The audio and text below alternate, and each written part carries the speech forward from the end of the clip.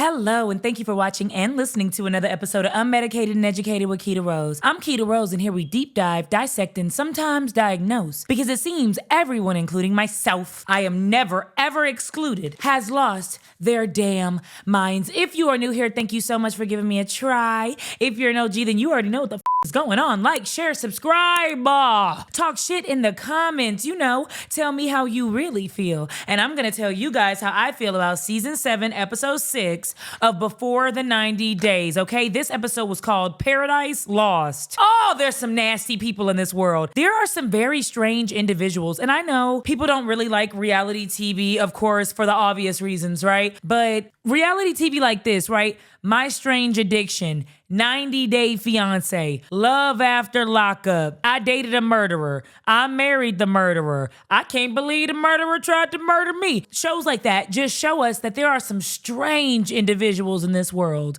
And we go to work with them every single day. We go to school with them every single day. And we don't know that Loren from accounting, which couldn't be Loren because he doesn't have no job and he's broke and homeless, but say if he wasn't that stuff, Loren from accounting is saving up his bucks to go to the Philippines and upset ladyboys in the Philippines. You wouldn't know that. That's not something you would ask, at the break room table. Right? Like, what do you do? What type of sick fetish stuff is you in? When's the last time you had gonorrhea, chlamydia, trichoniconomas, right? That's not some shit you ask at work. Before we begin, I want to thank everybody that went on down to KeitaSaidIt.com and signed up for my email list. You guys, we are officially 4 weeks away from the launch of the Plurnal. That's right. I'm going to give you guys a definitive date soon, but for right now, we are 4 weeks away. So if you haven't already gone down to KeitaSaidIt.com, give me your email address so you can keep up with everything. Keita, I'm telling you, it's some shit you don't want to miss. Damn. All right. And now it is time for Reality Recap. Yeah. Ooh.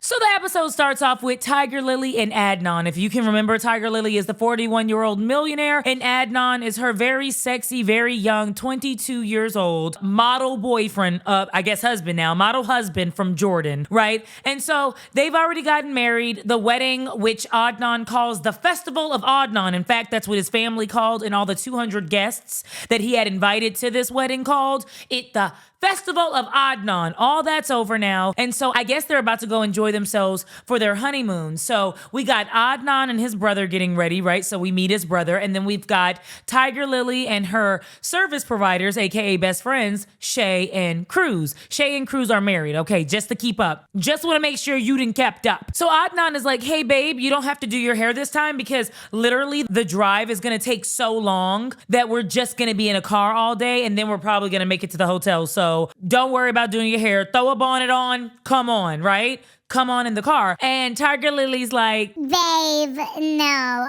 I have to get my hair done. You know that. Everywhere I go, I get my hair and makeup done. I don't walk out the house, period. And you know what I find funny about situations and dynamics like this? There's always a man, usually a rich older man, but there's always a man that wants a woman that be so beautiful and he brags and boasts about her beauty. This is my wife, right? And Tiger Lily is no stranger to being anybody's trophy wife. She actually likes it. She likes the attention that she gets, even though she said she didn't from her ex-husband, but we saw a picture of her ex-husband, baby. Tiger Lily. I'm going to try to find the picture for you guys. If y'all haven't seen it, oh my God, I'm going to try to find the picture for you guys. Tiger Lily met, in fact, I'm going to put a note. Tiger Lily's ex-husband, because you won't know until I show it. But she said that she didn't like that her husband was like, look at what I have, and now she's in that same dynamic. But the truth is, Tiger Lily's just a walking example of that meme that's like, when a sexy man talks to you, it's flirting, but when an ugly, unattractive man talks to you, it's sexual harassment.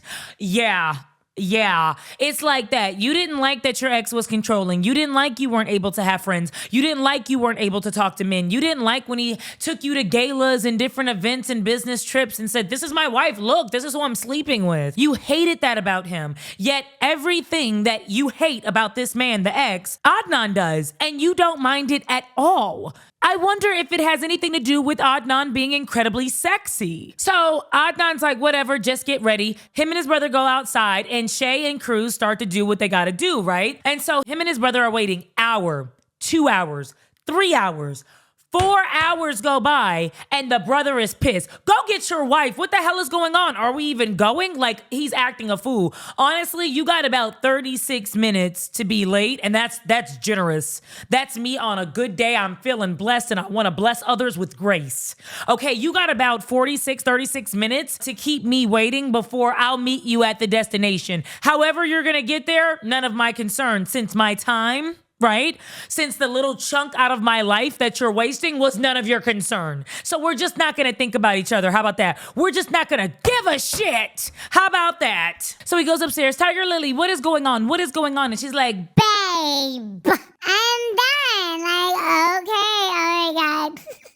He's mad. and all her friends are laughing, like, ha ha, as they're walking down and getting into the car. And I'd have been mad, I'd have been boiling. I would have literally, and I do not like to promote violence, I would have literally put my hands on her. You know how you gotta quickly slap a real quick just to be like, what did you think you could do this for? Who do you think you can talk to like this? Why the hell do you think I'm somebody that you can just play with like this? You know, just to let them know, like, hey, I'm sorry if I came off like somebody that you could do some stupid shit to. I'm sorry if I gave you the impression that you could just play with my time and play in my face. I'm gonna take fault for that. I'm gonna take accountability. Sorry, don't let it happen again, because it ain't that. I ain't her. Okay. So they finally get in the car and they're on their way to some honeymoon or some destination. And Adnan's brother is going off on him. If this is your wife, why can't you control her? This is not what he said, but it's giving, right? If this is your wife, why can't you control her? Why was I to wait 3 to 4 hours? This is ridiculous. This is disrespectful. Why do you allow her to talk back to you? What is going on? And Adnan's like, this is my business. It's not your business. It's my business. This is my wife. And so Shay is like, hey, what's going on? Is there an issue?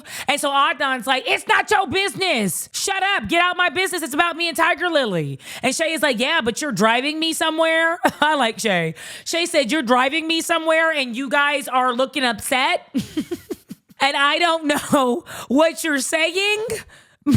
But sorry. I think it's so funny because I'm the same exact way. There was one time I was at the nail salon and I think I told the lady that I didn't like the color and that I just wanted to change it. She had only painted one toe. I said, ooh, that's ugly. No. I think I want to choose a different color. And she got to talking to her friend and her friend got to talking back and they just and it's getting aggressive and I'm thinking she about to come and like do something to my foot, like file off my foot. And I pulled my foot back to let her know, I see that you're possibly talking shit in your native language and you need to stop.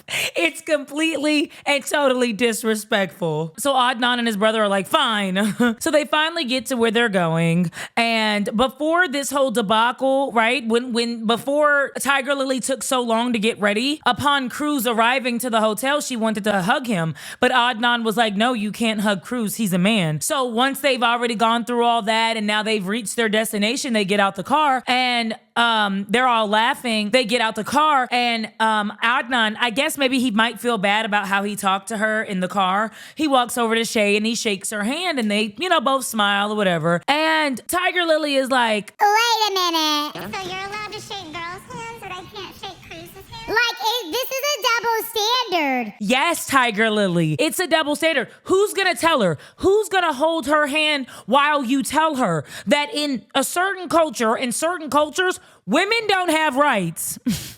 Women don't get to pick what they get to wear, pick what they get to say, pick what battle they get to fight. They don't get to fight at all. They are to look down and obey. Submit, if you will. That is how it is. Are you going to get with the program or not? Damn. So next we have Renee and Chetty. So Renee is talking about how much she loves Chetty. She cannot wait to be with him forever. And she offers him the idea of maybe going to a vision clinic. She tells him that there's a lot of different new developments in medicine, and she believes that she can really help him and pay possibly in the future for him to restore his vision, for him to get his vision fixed. And so like anybody, Chetty's like, are you serious? Is that something that's really going on? And maybe I'm just under a rock?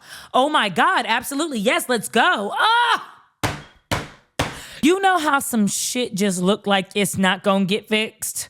Like, anything is possible, especially when you put your faith in God, and especially when you exhaust all your options. Anything could happen. Miracles happen every day. I'm not saying that, but you know how some stuff just look like it can't be fixed. That's what this situation is right now. So I don't know why she would even offer him that. I was watching another reaction channel, My Thoughts. So shout out to the potato lady. I love her. And she had mentioned that it kind of felt like Renee was trying to like give him hope just to like snatch it away in the future. Like Renee likes to dominate a lot of control over the people around her. She dominates the conversation. She dominates some of the decisions.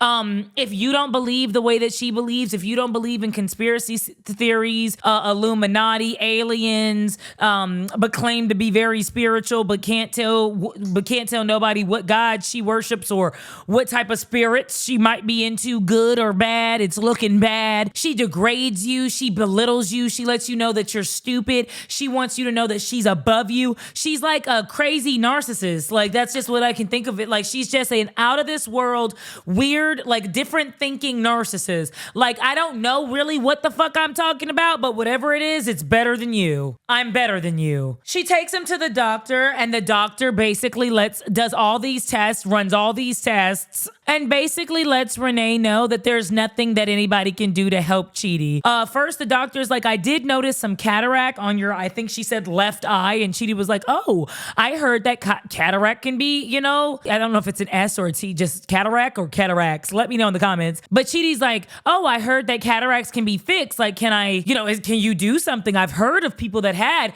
cataracts and they've had their vision restored. See, me, I always thought I had just glaucoma. And I was quite the opposite. I believe that glaucoma could have been restored by smoking a little ganja, a little devil's lettuce, a little weed, a little marijuana. But nevertheless, the doctor was like, no matter what you got, we can't fix it. We can't fix it.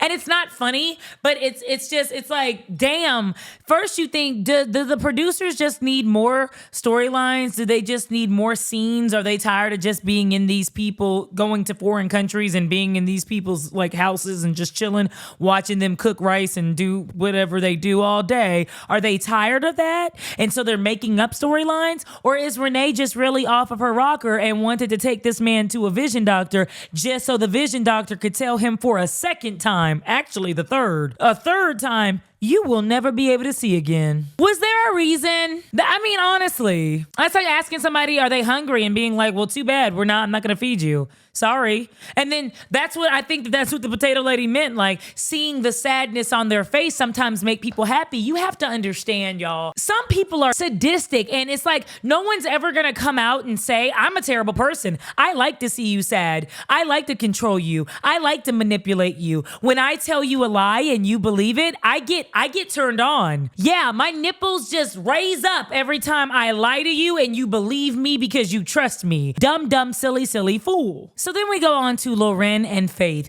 If you can remember, Loren told Faith that he had a gunky penis and that he was pussing up and bumping up and itching and swelling all over the place. Just a nasty man. And so Faith hasn't been talking to him. It's been about a day and a half, but he was able to go to some clinic. He was able to get some antibiotics. And I'm like, well, damn, maybe I need to go to the Philippines, because I know if you're a veteran, raise up your hands in the comments. I know that the VA don't give out antibiotics or anything, even ibuprofen for that matter, in less than 45 days. So the fact that he could be like, I have gonorrhea, I'm at the clinic, I've got the medicine to cure it. Wow, good for you. Good for you, and good for the medical system there in the Philippines. Wow. So Loren calls his ex, and his ex's name is Esther, and they're best friends. They had a really good relationship. She was very much so in love with him, but he told her that he really wanted somebody with breast and a penis. Yeah, and she couldn't fulfill that for him, so they just decided to be friends. So he's telling her about the situation,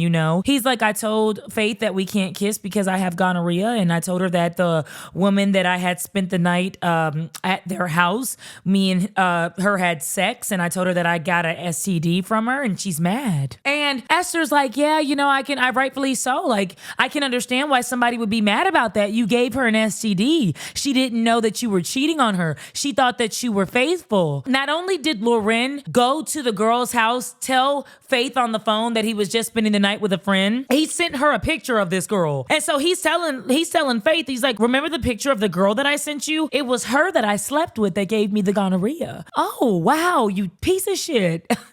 Thank you so much. Thank you. I would have never known. Now I can put a face to who's effing my man. Awesome. So then the segment moves on to Matilda and Niles. If you can remember, Niles has autism and Matilda and Matilda lives in Ghana. Niles has autism and Matilda lives in Ghana. And Niles is finally on the way. He's in the airport. He's on the plane getting ready to see Matilda. And Matilda is at her house. She's got a friend over and they're looking for sexy outfits because she cannot wait till her sexy daddy Niles comes down, and she really wants to lay one on him and really just, ooh, do you like me now? Ow. So I wanted to address a comment that I made my last video where basically Niles was describing masking. And I basically chopped it all down to he was lying, right? Like he said that he will tell somebody a different story, or he will not tell anybody anything because he doesn't like confrontation, because he doesn't like the way that it makes him feel. So he'll, mask what's really going on or something along the lines of that. And I got a really interesting comment that was like, well, the way that you describe masking for autism was a little off. And I completely get it, because it's like, hey, he has autism, so he's going to do things a bit differently. And so, masking isn't just directly outright lying and being intentionally nasty and mean like another person, maybe a normal brained. I hate saying that because I don't feel like anybody has a normal brain. But anyways, a normal brained person would lie, and the attention of that, Niles doesn't have that. I can understand that, and I honestly want to apologize for saying that he was just lying, because to me, that's what it was, right? I mean, there's a lot of normal brain people that don't have the intentions of being nasty and rude and manipulative and anything like that, but they will lie or omit the truth so that they don't have to feel the consequences of confrontation. No one likes to feel confrontation. No one likes to feel that. And so there's a lot of normal brain people that don't want to have uncomfortable conversations, and that's what Niall basically explained. I will leave out some truths. I will omit the truth. I will not say anything because I don't want you to say something unfavorable to me. I don't want you to say something that I don't like. So because I don't want to feel that, I will tell a different story. A lie. But I get it. Different people, different things, masking, lying, whatever you want to call it. Niles says that he does that, and he says that he is really, and he's very, very nervous to go down to Ghana because he is afraid to tell Matilda that they will not be getting married this trip. He needs to get to know her. He needs to save up money for this bounty that he has to pay her family in order to marry her. He has a lot going on, and he wants to get his life together and his money right, so he's not going to marry her. So instead of masking, right, and telling her something else that she wanted to hear or not telling her anything at all, he actually has no choice. So Niles finally touches down, and they see each other. They run to each other. Niles is like, Matilda! Matilda is like, Niles! They make out. Matilda's brother is there, so they all go out to eat. And Matilda's brother is like, hey, listen, I understand that you have autism. You're a bit different, then that's fine. But Matilda has an anger problem, so don't piss her off. And Niles is like, don't cheat, don't beat on her, don't treat her badly. And he's like, yeah. And honestly, no, Niles. Yes, don't do those obvious things that of course will garner a poor reaction. But also, I guess just don't piss her off. Like we found out in Love After Lockup. Like those of you who are Love After Lockup fans, we all found out what pisses Z off, and it's everything always. Anything and everything that Troy does pisses her off, and Troy didn't know that until he got out of prison and started to live with her. And that's how it's going to be in this situation with Niles. You're not going to know what makes Matilda mad. Everybody's just letting you know that Matilda gets real mad. So then we move on to Brian and Ingrid. If you can remember, Brian slithered his little ass right back in Ingrid's good graces by gifting her son some toys and spending some time with her son. So they're in the car car and Brian is like, hey, listen, I want to keep this momentum going. I like that you're happy, so I want to take us on a really, really romantic date to a ranch. And the ranch was gorgeous. Brian even said that he's been to Brazil over 30 times because of how gorgeous it is. And it was amazing. So they're swimming and they're eating and they're laughing and they're flirting and they're kissing. And it was really, really nice. But I would not have forgiven him for lying all them times he lied. I mean, but maybe, Ingrid just has a good heart. Maybe she really cares about Brian. I don't know. So they're sitting down eating and Brian really wants Ingrid to know that even though he told her the story about being a drug user and a drug seller and the fact that there was some drugs involved with the situation of him getting shot and his ex-wife was involved and, she might have been the reason why he got shot and all this stuff. Well, he wants her to know that that's not his story. He really did change. And rugby really changed his life because he needed a purpose after he lost the use and, the ability of his legs. And he really wants to teach children that are in wheelchairs how to function and how to navigate that type of world because it could be very difficult for him. So he starts crying. And I'm not going to lie, I was immediately annoyed. I was immediately irritated. I'm like, oh my God, you guys are finally having fun. Every time she's with him, period, he's saying something that's just unfavorable. Hey, can you fix my urine bag? Hey, I need a condom in order for the urine bag to work. Hey, can you take me out of the tub and put me into the shower? I don't want to be in the tub anymore. Hey, I need you to take me out of the car and then fix my chair because I don't want to do it. I was shot. My ex-wife is the reason I was shot. She got me robbed. I used to sell drugs, make a lot of money, and I used to be an avid drug user. Damn! And now that we're finally flirting and we're kissing and I'm happy with you and I can finally see, right now Ingrid can finally see what she saw in him for the past 2 years that they've been dating, he starts crying about something else. And I do get it at youth and they, it's a sad situation, but can Ingrid have one day where it's just all happy vibes? Can Ingrid have a moment to breathe? Ingrid says that she sees him differently now and that she's happy that he shared his story. And I just think she's a very sweet girl and she really wants to keep it going. She had already invested 2 years and she really needs to go ahead and get to America. I'm going to say it. I'm sorry. I am sorry. If you disagree with me, tell me down below. But I think that she needs to get over here. If I invested 2 years into you and you made me change out your PB bag, we're going to do this for the long haul. I'm already in it. I've already told my friends and family. We're already on TV, hell. So then we go on to Chetty and Renee. And so Chetty and Renee are back at the house. Chetty's, of course, very upset because Renee lied about being able to restore his vision. So he's very upset about that. But he let it go. He was just like, well, at least she tried, and they want to have a good meal. So his sister Victoria, her husband, and their baby are there waiting for them. And she's prepared a really nice meal that I think looks like fufu because she's got the little ball and she's making the ball with her hand and she's scooping up like the meat and okra. And so I'm guessing it's fufu, which is a really popular dish in Africa. And I actually always wanted to try it, but I cannot do okra. Father God, I cannot handle the slime in my mouth. I will throw up. If I could handle the slime in my mouth, I wouldn't have had a baby. So as they're sharing this food, Victoria's asking her questions like, what will you guys eat when Chetty is in America? Do you cook a lot? And Renee's like, no, all we do is pretty much just air fry stuff and like warm it up in the microwave.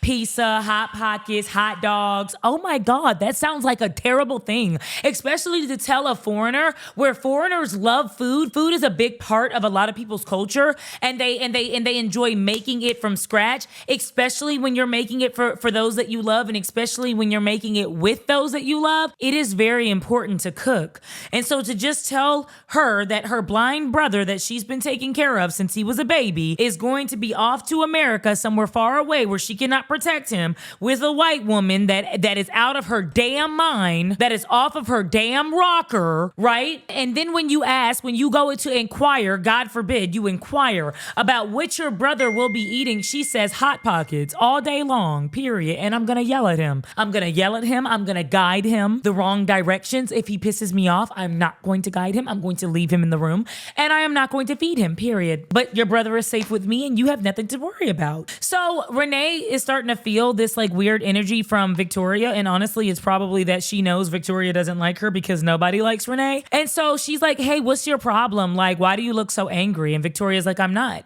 And she's like, why do you look so angry? You still look very angry. And Victoria's like, I'm not. And then her husband gets in it. She's not angry. Maybe she's just stressed about the baby. Maybe she's stressed about a lot of things. She's not angry. Why do you think she's angry?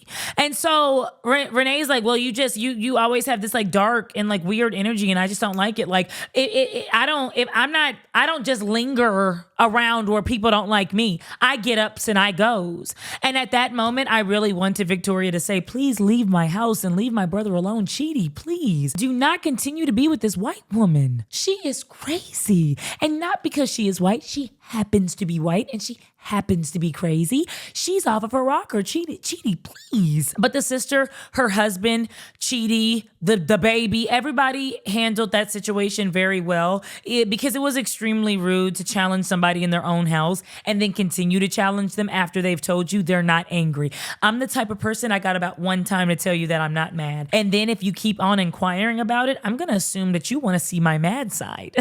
I'm going to assume that you're talking all this shit because you want to see me fucking mad. All right. So Renee is just basically like, there's something there in Victoria's eyes. She doesn't like me. I don't know what's going on.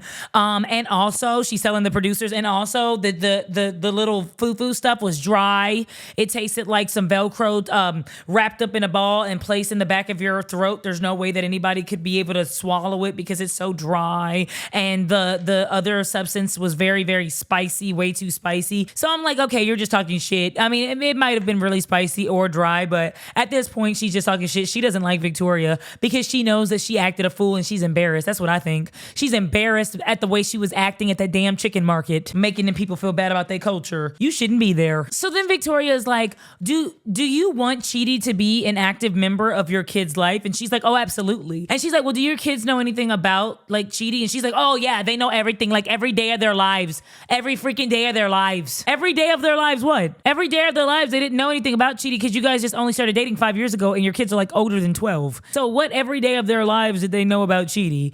And then she said, well, what do you tell your kids about Chidi? And she's like, well, I tell them that like he's my soulmate and he sees me and he feels me and we feel each other and we're God ordained. And Victoria said, what do you mean, dear? And she said, God ordained, like we had like spiritually connected, like God ordained us to be together. Which God, Renee, because you don't believe in Jesus Christ. So you don't believe in Jesus Christ. You've never talked about Buddha. You don't talk about Allah. What God are you talking about? There's a lot of gods. I would like to know what God ordained Chidi to be with you. And is it a punishment of some sort for him? Did he do something? Chidi, did you do something in your past life to deserve Renee? That's what I want to know. Chidi's upset about the whole thing. He doesn't quite know what's going on, but he felt it. And so he's just basically saying that Renee is tripping. His sister is not an angry person, has never been an angry person. In fact, his sister was excited for Renee to be there and she wanted to open up her home. Even more than that, she wanted to cook for the two of them. This is not the actions of somebody who is evil, somebody who is mean-spirited and demonic and hates her. She is crazy, out of her mind. She is truly unmedicated. So then we move on to Matilda and Niles. They're really just kissy. They've not been able to take their hands off of each other since they've seen each other. They go to lay down and they're calling it a night, and they both agreed that they're not going to have sex before marriage, but Niles has yet to tell Matilda that he's not planning on marrying her. So that should be very fun. And since Matilda gets mad, I'm excited to see just how mad Matilda gets. One second. I forgot to tell you I have a little reality on some of our reality couples. So, Brian and Ingrid. It turns out that Brian's ex-wife actually saw the show and basically went on her social media to tell everybody that Brian is kind of lying about the whole situation. And she did get arrested and he did get shot, but the two were unrelated. And he just believes that she had something to do with it, but the story didn't really go down like that. Also, it is said that one of the 90 Day Fiancé fans was riding in Brian's Uber and he was talking a lot of shit about Ingrid, saying that they weren't together anymore. She's a whore, a B word, and her friends are all prostitutes. What's that about? I don't know. I'll find out more and give it to you guys. So they're actually not together. And the Uber passenger said that it looked like Brian was on cocaine. I don't know. Allegedly. So then we go on to Vea and Sunny, and honestly, I'm not going to say much. Vea really bothers me. She just annoys me so much. As you know, her ex-boyfriend was waiting in the airport for her to tell him some direction. She goes off with Sunny, and she's been traveling for 36 hours, so she's exhausted. They finally get to his apartment, and he wants to show her just how excited he is that she's there and just how much he loves her. So he goes ahead and he presents her with a dish. First, he asks if she's hungry. She says she is, and he presents her with a dish, chicken curry that he made. And so Vea's like, oh, I'm not going to eat that. Like, I'm a particular eater. I'm not going to eat that. No. I'm not even going to try it. I don't even know what the fuck that is. No. You bitch. You bitch. Completely disrespectful. It is so rude. And I wish a lot of Americans would just go to these foreign countries and look up some of their customs and what they feel is rude, right? Walking with shoes on in the house, or not praying, or refusing to shake somebody's hand, or refusing to try somebody's food. It is disrespectful. To them, it is the same as somebody spitting on you or saying you're nothing or you're useless or I'm better than you. Like, literally, if you're going to go somewhere, learn some of their customs, learn some of the way that they act, learn some of their behaviors so that you're not disrespectful and making Americans look like shit. Thank you. So nevertheless, Sunny's like, okay, well, you don't want to try my food. I think that's a little rude, but that's not going to spoil my night. He lights the candles. He's ready for her. He done placed some petals on the bed. Vea come in. Vea say, oh, that's nice. I like that you put these petals on the bed. I'ma go take a shower. She take a shower and put the ugliest nightgown on she got. She said, you're not getting none tonight. And that's how that ended. Good Lord. I mean, damn. I didn't cook for you and did all this, and now the candles are melting and I don't get to have no sex with you. I'm not a happy camper. I can't even hold you. Sunny is too good for Vea, I think, especially when she decided to bring her ex-boyfriend. I mean, it's just like the level of disrespect that you keep showing this man, and for what? Because you know he'll take it, because you don't care, because you're not really in love with him. You're in love with Rory anyway, and you're using this as a way for y'all to vacation. I don't know. So then we go back to Faith and Loren. So Faith is now about to tell her side of things. She's met up with her friends, and her friends are giving her a little mani-pedi to kind of cheer her up, and her friend is like, what's wrong? And so she basically discloses that he cheated on her. She picked the wrong person. It's terrible. One of her friends even asked, like, how does it feel to be with an American boy? And she's like, I picked the wrong one. He hurt me. He lied to me. I am shocked. I feel disrespected and violated. She's crying. Her friends are crying. Everybody crowed. It was such a sad scene. It really was. And you did pick the wrong American boy. I don't know what Loren is. We're not claiming him. And lastly, we revisit Chetty and Renee. So the big explosion has happened and now they're walking outside. They need some them time. And Renee basically apologizes to Chetty and she says that she knows that she raised her voice a little, but it was kind of like obvious as to why she did. No, it wasn't. You disrespected that man's family in front of him. And there was no reason to do so because of some evil spirit you felt within your bones. Those are demons that's battling within you. Those are your inner demons, heifer.